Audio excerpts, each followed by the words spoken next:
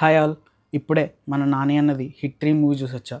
Movie ఎలా ఉందంటే అసలు ముందు ఎలా ఉంది అన్న దానికన్నా ఫస్ట్ మాట్లాడుకోవాల్సింది ఏంటంటే యాక్చువల్గా ఇది హిట్ ఫ్రాంచైజ్ మూవీ కాకుండా నార్మల్ మూవీ అనుకో నాకు చాలా బాగా నచ్చేది. ఇప్పుడు బాగాలేదా అంటే బాగుంది కానీ కొంచెం డిసప్పాయింట్ అయ్యా. హిట్ ఫ్రాంచైజ్ నుంచి వచ్చే మూవీ అంటే చాలా ఇష్టం.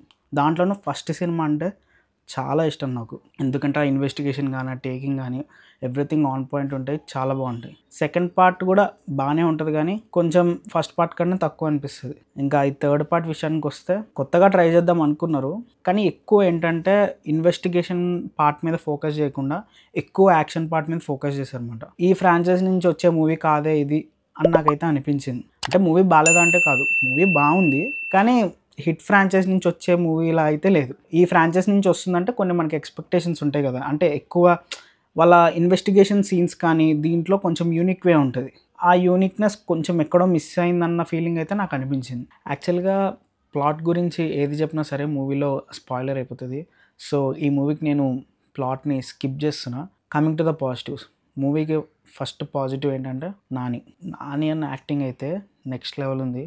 చాలా బాగా చేశాడు. ప్రతి మూవీలో నా నుంచి ఒక కొత్త క్యారెక్టర్ రావాలి, నేను ఇంకా కొన్ని చాలా ఎక్స్పెరిమెంట్స్ చేయాలని చెప్పి మన ముందుకి ఏదో కొత్తగా ట్రై చేస్తున్నాడు. ఇప్పుడు ఈ మూవీలో కూడా అంతే. మంచి గ్రే షేడ్ ఉన్న పోలీస్ క్యారెక్టర్ కింద మనకు చూపిస్తారు. చాలా బాగా చేశాడు, ఎక్సలెంట్. ఈ మూవీ చూడడానికి ఏకైక రీజన్ ఏదైనా ఉందంటే నాని అని కోసం వెళ్ళిపోవచ్చు మాట మూవీకి. ఇంకొకటి ఏంటంటే మూవీ ఫస్ట్ హాఫ్ అయితే బాగుంటుంది. ఫస్ట్ హాఫ్లో మనకి కొన్ని మిస్లీడింగ్ సీన్స్ ఉంటాయి అన్నమాట. ఆ సీన్స్ వల్ల మనకి అసలు ఎవరు విలన్ ఎవరు హీరో అని మనకు ఒక చిన్న కన్ఫ్యూజన్ అయితే క్రియేట్ చేశారు. అక్కడ వరకు బాగుంది. ఇంటర్వెల్ బ్లాక్ వరకు కూడా మూవీ చాలా బాగా తీసుకెళ్లారు. కానీ ఇంటర్వెల్ తర్వాత నుంచి మూవీ ఎందుకో కొంచెం స్లో అవుతుంది అన్నమాట. అంటే ఒకటే పాయింట్లో స్టిక్ అయిపోయి ఉంటుంది. దానివల్ల మనకు అలా అనిపిస్తుంది అన్నమాట. కొన్ని సీన్స్ బాగా రాసుకున్నారు. అంటే మనకి స్టార్టింగ్లో ఇన్వెస్టిగేషన్ సీన్స్ బాగా రాసుకున్నారు.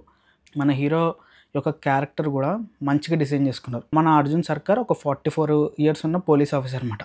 సో తనకి యాక్చువల్గా ఎక్స్పీరియన్స్ కూడా మంచిగా ఉంటుంది.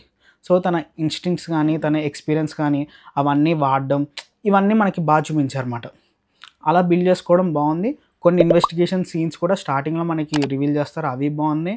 లేటర్ ఆన్ కూడా కొన్ని పార్ట్స్లో బాగుందన్నమాట. కానీ యాక్చువల్గా మూవీని కొంచెం సైడ్కి తోసింది ఏదైనా ఉందంటే ఆ యాక్షన్ సీక్వెన్సెస్ అనమాట. అంటే యాక్షన్ సీక్వెన్సెస్ బాగున్నాయి కానీ ఏంటంటే ఇది ఒక క్రైమ్ ఇన్వెస్టిగేటివ్ డ్రామా కదా. సో మనకి ఇన్వెస్టిగేషన్ పార్ట్సే కొంచెం ఎక్కువగా పెట్టుకుని యాక్షన్ కొంచెం తగ్గిస్తే ఇంకా బాగుండేదేమో అన్న ఫీలింగ్ అయితే నాకుంది. యాక్చువల్గా హిట్ అంటేనే అది కదా, హోమసైడ్ ఇన్వెస్టిగేషన్ టీమ్. సో వీళ్ళు ఇన్వెస్టిగేషన్ మీద దాని మీద కొంచెం ఎక్కువగా పెట్టుకుంటే అది బాగుంటుందేమో అని నాకు అనిపించింది. అదొక్కటే కొంచెం మైనస్. ఇంకొకటి ఏంటంటే కేమియోస్ ఉంటాయి మూవీలో, ఒక 2-3 కేమియోస్ ఉంటాయి, చాలా బాగుంటుంది. ఒక కేమియో అయితే పక్క అందరూ వావ్ అంటారు అన్నమాట. కరెక్ట్గా మూవీ ఒక టైంలో కొంచెం స్లో అవుతుందన్న ఫీలింగ్ అయితే నాకు వచ్చింది. ఎక్కడో ల్యాగ్ అవుతుంది అని అనిపించింది.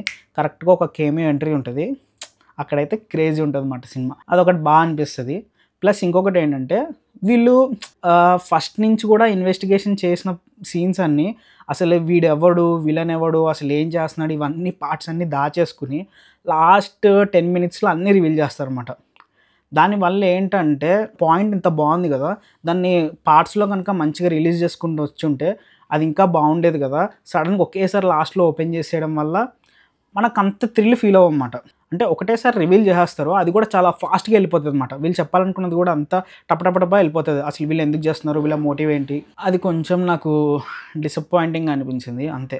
మ్యూజిక్ విషయానికి వస్తే మన శైలేష్ గారు నెక్స్ట్ మూవీ నుంచి అయినా కొంచెం మ్యూజిక్ మీద కాన్సన్ట్రేషన్ పెంచితే బాగుంటుంది అనిపిస్తుంది. ఇలాంటి క్రైమ్ థ్రిల్లర్స్కి మంచి మ్యూజిక్ ఉంటే దానికి అదొక ఎసెట్ అవుతుంది అనమాట.